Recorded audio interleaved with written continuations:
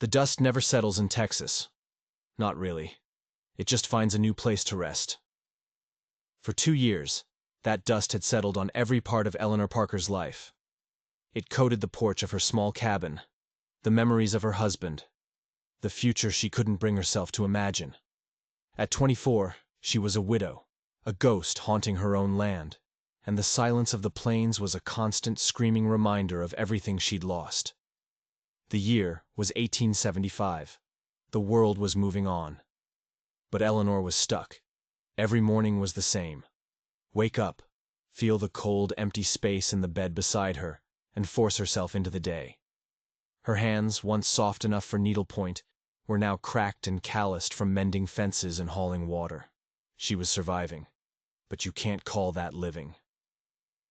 That morning, Sheriff Miller stopped by.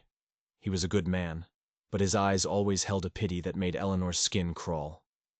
"Morning, Miss Eleanor," he said, tipping his hat. "Just a heads up. Word is there's Comanche moving north of here." He paused, letting the weight of the word hang in the air. Comanche. The word alone was enough to make folks in Willow Creek lock their doors. "Nothing to worry about," he added quickly. "They seem peaceful. Still. Keep that rifle handy." Eleanor just nodded. Her rifle was always handy. It was the only thing she could truly rely on. After he left, the silence felt heavier. The work felt harder. The fence on the north pasture had 3 broken posts. A job for 2 men, maybe 3. She had to do it alone. And that's when she saw him. A lone rider, appearing like a mirage on the shimmering horizon. He moved with a purpose that made the hairs on her arms stand up. She reached for the rifle leaning against the fence post, her thumb finding the cold steel of the hammer. He wasn't a cowboy. He wasn't a settler. He was Comanche. He rode a painted horse, and he sat tall and straight, his eyes fixed on her. Not with malice, but with an intensity that felt like he was looking right through her, seeing the 2 years of dust and grief. He stopped a respectful distance away, holding one hand up, palm open, a sign of peace. But Eleanor's hand didn't leave her rifle. "I seek no trouble," he said. His English was perfect, clean, with no trace of an accent. It was the first surprise in a day that would be full of them. "I am Swifthawk." "What do you want here?" Eleanor's voice was steady, a miracle considering her heart was trying to beat its way out of her chest. He didn't look at her fence, or her cow, or her cabin. He looked past her, toward the rocky hills. "I am hunting," he said. Eleanor scoffed. "The deer are plentiful. You don't need to be on my land for that." His dark eyes finally met hers, and a chill went down her spine. "I am not hunting deer." He was tall, lean, and carried himself with a coiled stillness, like a predator at rest. Every story she'd ever heard screamed at her to raise the rifle, to fire a warning shot, to run. But she was frozen by his gaze. "A shadow cat has been taking livestock," Swifthawk said, his voice low and calm. "It broke your fence last night. Its tracks led this way. It is hungry, and it will be back." Eleanor's blood ran cold. The broken posts. She'd assumed it was just old wood giving way. She hadn't considered an animal. A big one. "I ask permission to cross your land," he said, "to end the threat." It wasn't really a question. It was a statement of intent. He was going after it, with or without her blessing. She looked at his face, at the hard lines etched by sun and wind, and saw no deception. She saw a warrior, and for the first time in 2 years, she didn't feel alone with her fear. She felt protected. "You may pass," she said, her voice barely a whisper. He gave a single solemn nod. He turned his horse to leave, but then paused. He reached into a pouch at his side and pulled out a small leather bundle. "Near the broken fence," he said, his eyes scanning the ground by her feet. "The ground is disturbed. Be careful where you step." He tossed the bundle to her. She caught it instinctively. It was soft, filled with fragrant dried leaves. "Medicine plants," he explained, "for snake bite." Before she could process what he'd just said, he was gone, riding toward the hills as silently as he had arrived. Eleanor stood there, the weight of the rifle in one hand, the strange bundle in the other. She walked cautiously to the fence line, her eyes scanning the ground. And then she saw it. Coiled in the shade of a mesquite bush, not 5 feet from where she'd been working all afternoon, was a rattlesnake. It was sleeping in the heat of the day, a silent, deadly threat she hadn't even seen. He hadn't just been looking at the hills.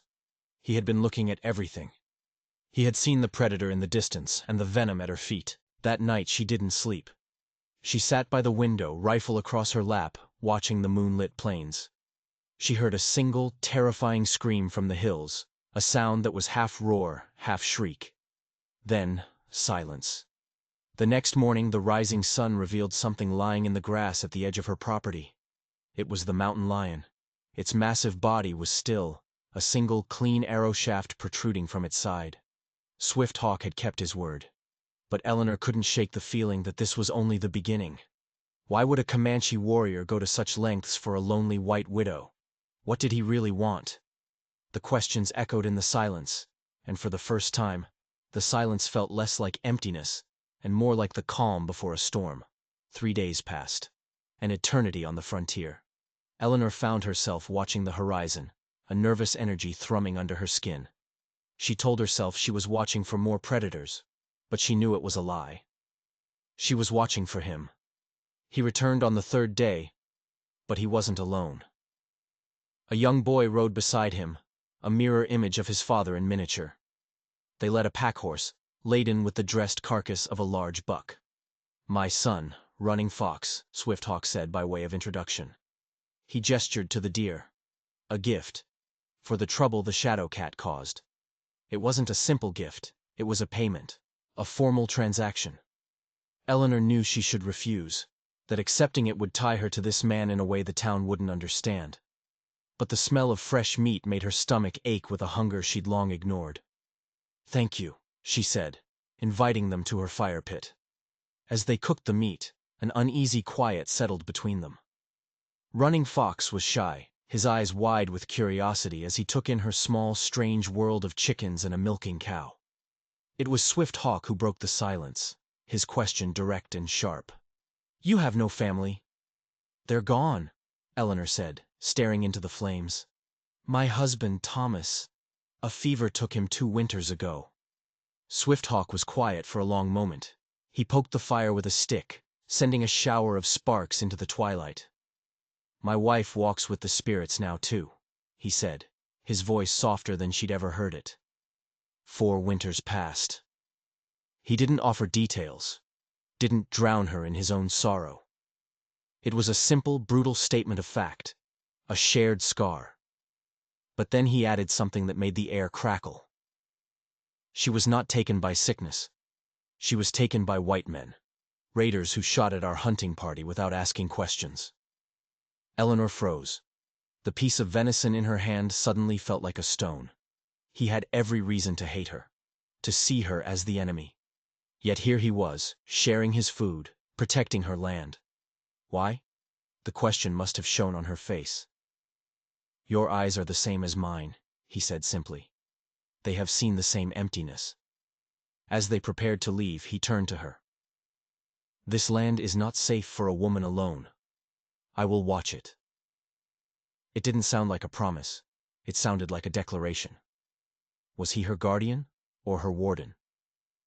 He and his son disappeared into the dusk, leaving Eleanor with a year's supply of meat and 1,000 new questions. The world that had been so small and predictable was suddenly vast and dangerous and utterly confusing. She was no longer just a widow surviving on the plains. She was a woman with a connection to a Comanche warrior, a man whose people were blamed for every shadow that moved in the night. And she knew, with a certainty that chilled her to the bone, that the town of Willow Creek would never understand. Weeks turned into a month. The Texas sun beat down, baking the earth until it cracked. Eleanor worked her small garden, her eyes constantly straying to the hills. She saw no sign of Swift Hawk, but she felt his presence. A dead coyote at the edge of her property one morning. A fresh spring she'd never known about suddenly cleared of debris. He was watching. Always watching. Then, He returned, and this time he brought a storm with him. He wasn't alone. Running Fox was there, but so was a young Comanche woman with eyes as bright and sharp as a bird's. "This is Sparrow Song," Swift Hawk said. "My sister's daughter. She will stay with you." Eleanor was stunned into silence. A Comanche woman? To live with her? The town would have an uproar. I can't pay," she stammered. "No pay," Swift Hawk said, his face unreadable. "An exchange. She will help you with the land. You will teach her our words, our ways." He looked directly at Eleanor, and his gaze was piercing. "It is not safe for her in our camp right now. Here, no one will look for her." And there it was. The first crack in the story. This wasn't about helping a lonely widow. This was about hiding someone. Sparrow Song was a blessing. She knew the land in a way Eleanor never could, which plants were medicine, which were poison, how to read the clouds for rain. Her English was broken, but her hands were clever, and her spirit was strong. In the evenings, Eleanor taught her to read from the Bible, and Sparrow Song taught Eleanor the names of the stars in her own tongue. A fragile friendship began to bloom in the lonely cabin, but Swift Hawk's words echoed in Eleanor's mind. It is not safe for her.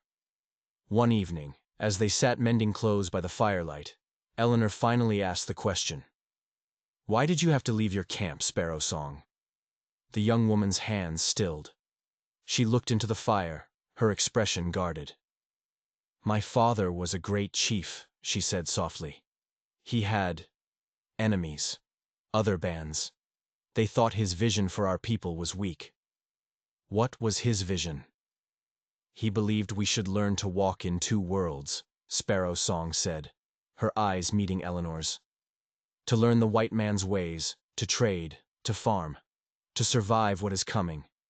Others believe the only way is to fight, to drive all whites from our land."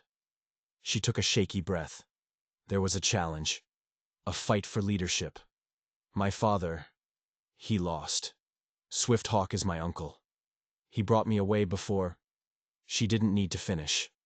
Eleanor understood. Sparrow Song wasn't just a guest. She was a political refugee. And Eleanor's tiny, isolated cabin had just become a sanctuary, which made it a target. The proof arrived on horseback a week later. It wasn't the friendly Sheriff Miller this time. It was a posse of town elders, led by Mr. Garrison, the owner of the general store. His face was a thundercloud. "Miss Parker," he began, not bothering with pleasantries, "we have had reports, disturbing reports." Eleanor stood on her porch, her spine rigid. "What reports, Mr. Garrison?"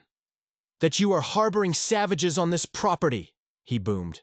He wasn't just concerned, he was furious. And there was a glint in his eye she didn't like. A hunger. "Sparrow Song is my guest," Eleanor said, her voice cold. "She helps me work the land you and the good people of Willow Creek were happy to watch me lose." Garrison's eyes narrowed. This is an untenable situation. A woman alone, clearly not in her right mind, consorting with the enemy. Your claim to this land was always conditional on you working it. If you are deemed unstable... He let the threat hang in the air. It was a land grab. He was using the Comanche as an excuse to declare her unfit, to challenge her deed, to take everything she had left. "This is my home," Eleanor said, her voice shaking with a rage she hadn't felt in years. "And she is my friend. You are not welcome here. Get off my land." Garrison stared at her, a cruel smirk playing on his lips. "This isn't over, widow. You mark my words." As they rode away, Sparrow Song came out of the cabin, her face pale. "I have brought you danger." "No," Eleanor said, watching the dust settle. "You've brought me a fight, and I'm tired of losing." But as night fell, a new fear crept in. She wasn't just fighting the town's prejudice anymore. She was caught between a greedy land grabber and a bloody Comanche feud. Her small cabin was no longer a home. It was the center of a storm, and the walls were closing in. Swift Hawk returned 2 days later, his face grim. Sparrow Song had used a smoke signal he'd taught her, a sign of danger. Eleanor explained Garrison's threat, the challenge to her land claim.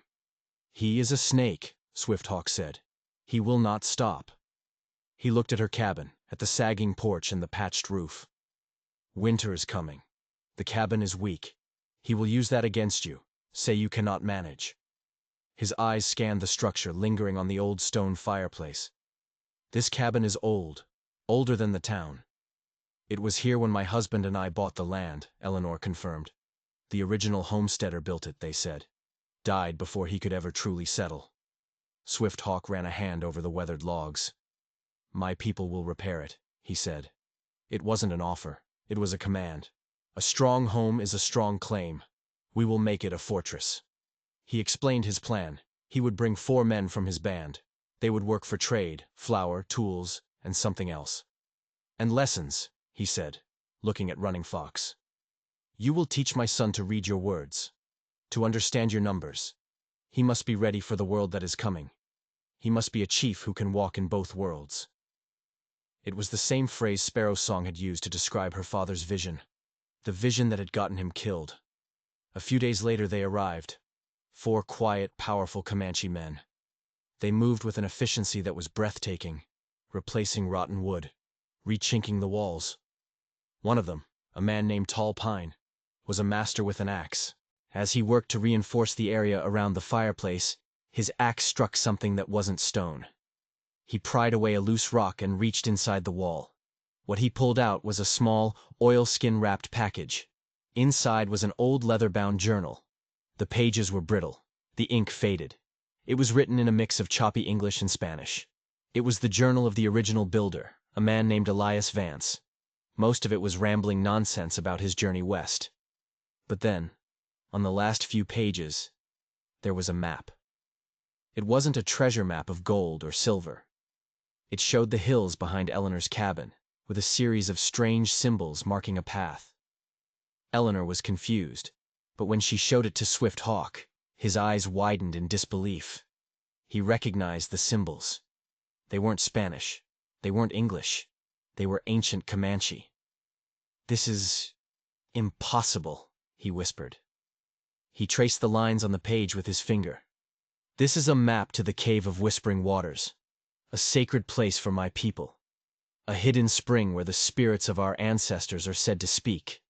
We thought it was lost forever when the white men came.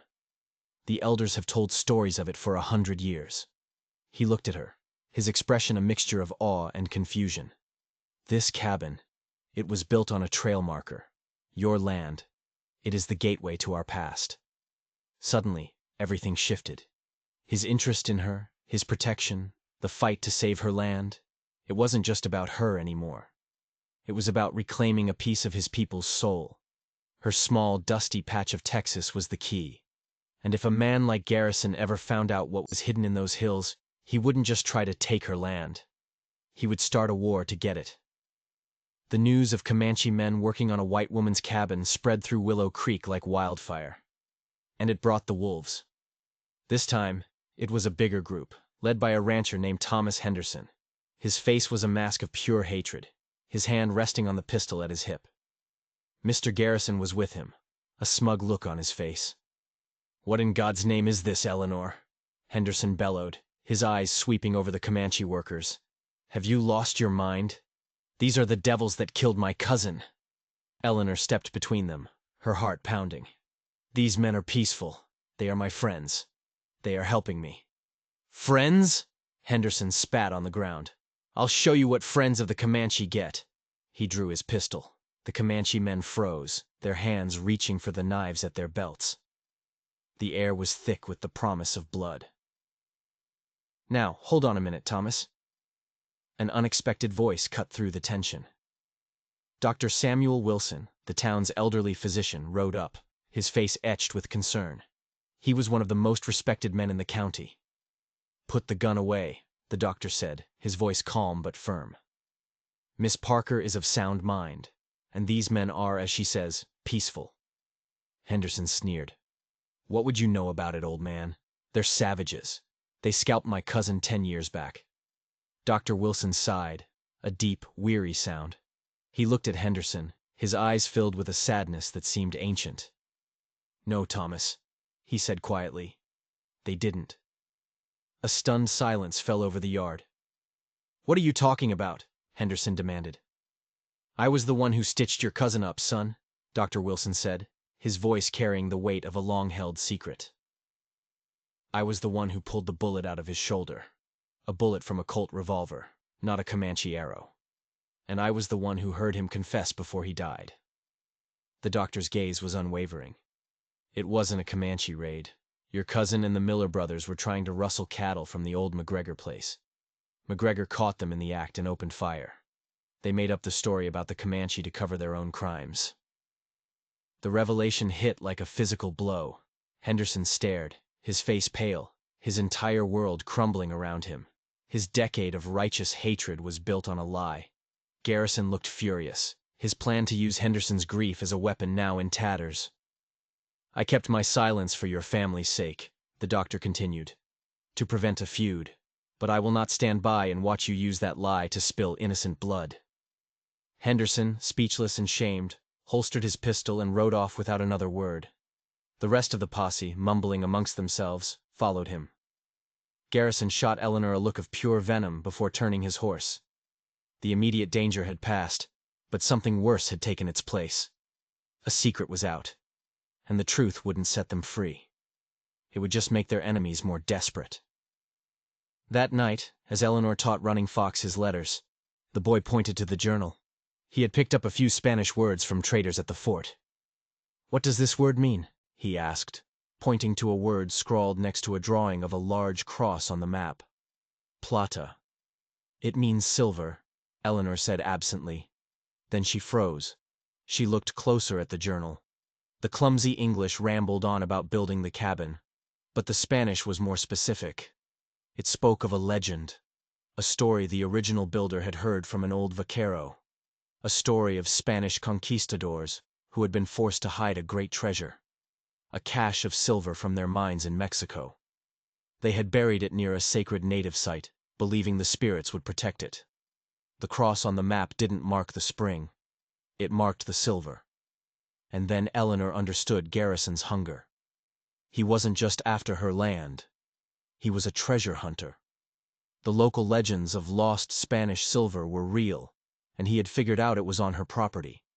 His entire campaign, turning the town against her, trying to have her declared insane, using Henderson's fake grief, it was all a ploy.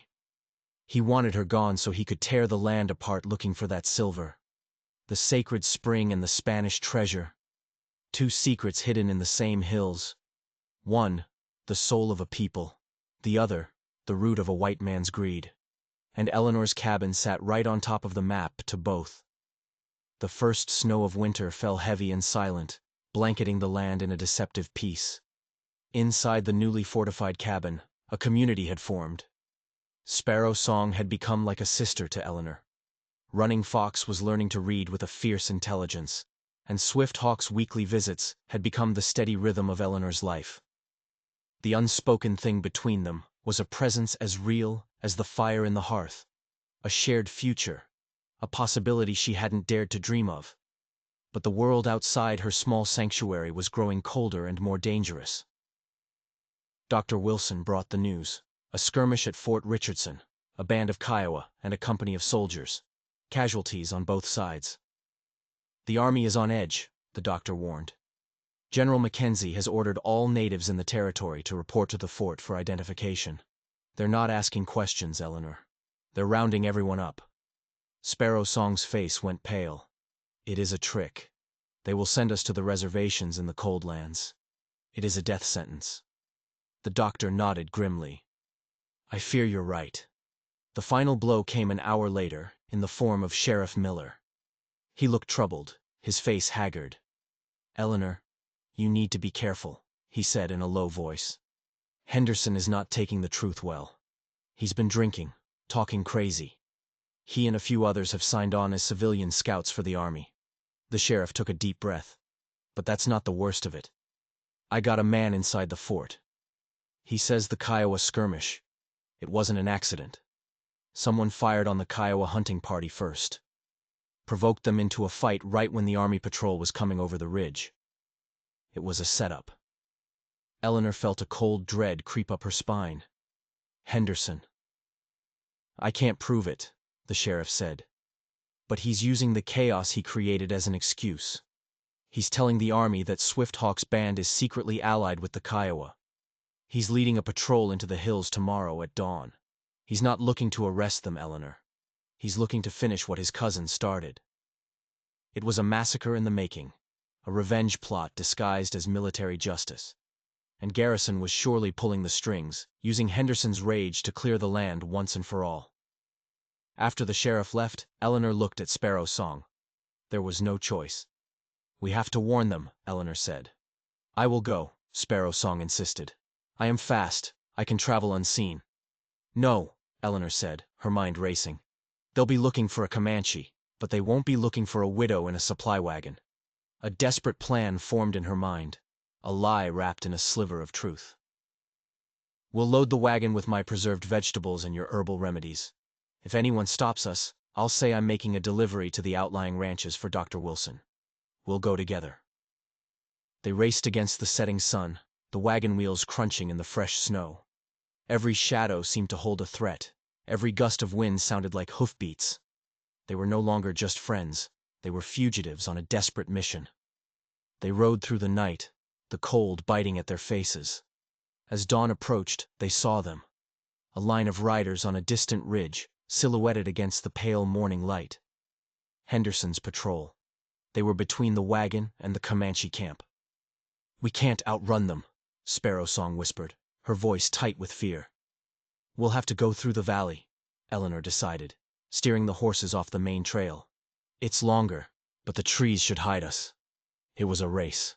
A slow, agonizing race through the snow-choked woods. Twice they heard the patrol nearby, the shouts of men, the jingle of harnesses. They hid the wagon in a thicket of junipers, holding their breath, praying the horses wouldn't make a sound. Finally, late in the afternoon, they reached the hidden canyon where Swift-Hawk's people made their winter camp. The moment the Comanche scouts saw them, Swift-Hawk emerged from his teepee, his face a storm of confusion and concern. Henderson, Eleanor gasped, breathless from the cold and the fear. He's coming. He's leading an army patrol. He means to kill you all. The camp exploded into panicked activity. The elders gathered in a council, their voices low and urgent. Swift-Hawk invited Eleanor to join them, an honor that left her speechless. She told them everything: Henderson's lie, Garrison's greed for the silver, the deliberate provocation of the Kiowa. They were caught in a trap. If they ran, they'd be hunted as hostiles. If they stayed, they'd be slaughtered. It was then that Eleanor remembered the journal, the map. There's another way, she said, her voice shaking as she spoke the idea aloud. A third option. Not to run, not to fight, to disappear. She explained about the Cave of Whispering Waters, the sacred spring, the path that led from the hills right back to her land, an ancient passage hidden from the world. A new plan was forged in the firelight of the council teepee. A desperate gamble. Swift-Hawk and his 5 best warriors would act as a decoy. They would lead Henderson and his patrol on a chase deep into the western canyons, away from the women and children. A suicide mission. Meanwhile, Eleanor, guided by the journal's map, would lead the rest of the band, the women, the children, the elders, through the hidden caves, back to the safety of her property. Before they parted, as the camp was being hastily broken down, Swift-Hawk pulled her aside, his face grim in the moonlight. If I do not return, he said, his voice low, Running Fox is yours. Teach him what he needs to know. Make him strong. You will return, she whispered, her heart breaking. He reached out, taking her hand in his. The warmth of his touch was a shock. Eleanor Parker, he said, using her full name for the first time. You have the heart of a Comanche warrior. He hesitated, his dark eyes searching hers. When this is over, you and I have a future to speak of. Then he was gone, mounting his horse and disappearing into the darkness with his men, their war cries echoing off the canyon walls as they rode to meet their fate. And Eleanor was left alone in the snow, with the lives of 43 people and the tattered pages of an old journal in her hands. The entrance to the cave was hidden behind a frozen waterfall, exactly as the journal described. It was a dark, gaping maw in the side of the mountain. Eleanor, holding a single lantern, led the silent procession of women, elders, and terrified children into the earth. The journey was a nightmare. The air was cold and damp. The passages were narrow and treacherous. The only sounds were the dripping of water and the quiet whimpers of the youngest children. Eleanor's mind screamed with every step. What if the map was wrong? What if the passages were blocked? What if Swift Hawk didn't succeed? She could only trust the faded ink on the brittle pages. For 2 days, they traveled through the darkness, their world reduced to the small circle of light from her lantern. They were ghosts, moving through the memory of the mountain. Finally, she saw it. A faint glimmer of light ahead. They emerged, blinking, into a small, wooded hollow she had never seen before, not a quarter mile from her own back pasture. They had made it. They hid the people in her reinforced cabin, the barn, and the root cellar. For 5 agonizing days, they waited. The silence was worse than the journey. Every snap of a twig, every call of a bird, sent a fresh wave of panic through her. On the 6th day, she saw a rider. Not Swift Hawk. It was Sheriff Miller. He looked exhausted. "He did it, Eleanor," the sheriff said, shaking his head in disbelief. "The son of a gun actually did it." He explained what had happened. Swift Hawk hadn't just led Henderson on a chase. He had led him straight into a trap. Not a violent one, but a brilliant one. He'd circled back, bypassing Henderson's patrol, and ridden straight to Fort Richardson. But he didn't go alone. He had found the survivors of the Kiowa hunting party, who had been hiding in the hills. He brought them with him. They stood before the fort commander and identified Henderson as the man who fired the first shots. At the exact same time, Dr. Wilson arrived at the fort, presenting his decade-old medical records about Henderson's cousin. Faced with irrefutable proof from a respected doctor, a sheriff, and the victims themselves, the fort commander had no choice. He sent a squad of soldiers to intercept Henderson's patrol. They didn't arrest him as a vigilante. They arrested him for inciting a war. "And that's not all," the sheriff said, a small smile on his face. During the interrogation, Henderson folded. He gave up his backer, the man who paid for his guns and supplies, who promised him a cut of the treasure he was after. "Garrison," Eleanor whispered. "They're both in irons," the sheriff confirmed. "They'll be tried by a military tribunal. They won't be seeing the light of day for a long, long time. Justice." It had finally come to Willow Creek. That evening, as the sun set, they returned. Swift Hawk and his warriors. They were weary, but they were alive. The reunion in the barn was a quiet, emotional explosion. Running Fox threw himself into his father's arms. Sparrow Song wept with relief. Later, after the celebration had quieted, Swift Hawk found Eleanor on her porch. They stood in silence for a long time, watching the stars appear in the clear, cold sky. "You spoke of a future," Eleanor said softly. "I did," he replied. He gestured to the land around them, where his people were safe, where 2 worlds had collided and somehow survived. "The old ways are fading. We cannot live as we once did. We must build something new." "What do we build it with?" she asked. A slow smile spread across his face. "With a treasure," he said. The next day, he took her to the cave. Not through the main entrance, but to a place indicated in the journal, marked by the sign of the cross. With help from Tall Pine and the others, they dug.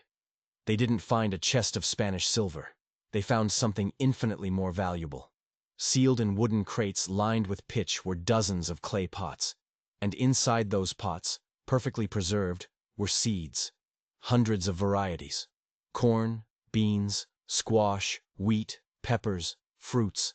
Seeds from the old world, brought by the Spanish, plants that could thrive in the harsh Texas soil. The treasure wasn't wealth. It was life. It was a future. It was the key to his people surviving, not as hunters on a dwindling plain, but as farmers, as builders. In the weeks that followed, the land was transformed. The Comanche, with their deep knowledge of the earth, and Eleanor, with her knowledge of farming, worked side by side. They planted the miracle seeds. The town, free of Garrison's and Henderson's poison, watched with cautious curiosity. Led by Dr. Wilson and the Reverend, they slowly began to see not savages, but neighbors. One spring evening, Eleanor and Swift Hawk stood on the porch, watching Running Fox teach the younger children how to plant corn in the Comanche way, right alongside rows of wheat planted in the settlers' style.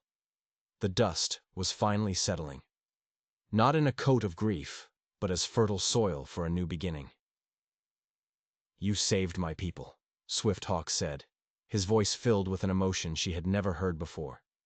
"You gave us a home." "You saved me," she replied, her voice thick. "You gave me a life." He took her hand. It felt as natural as breathing. "It is time to build our new path," he said. "Not the white way, not the old Comanche way, our way. Together." She looked at his strong, kind face, at the land teeming with life, at the two worlds that had become one. She thought of the lonely, broken woman she had been, and the woman she was now. "Yes," she said. "Together." What started with a shadow in the dust ended with a future brighter than the Texas sun.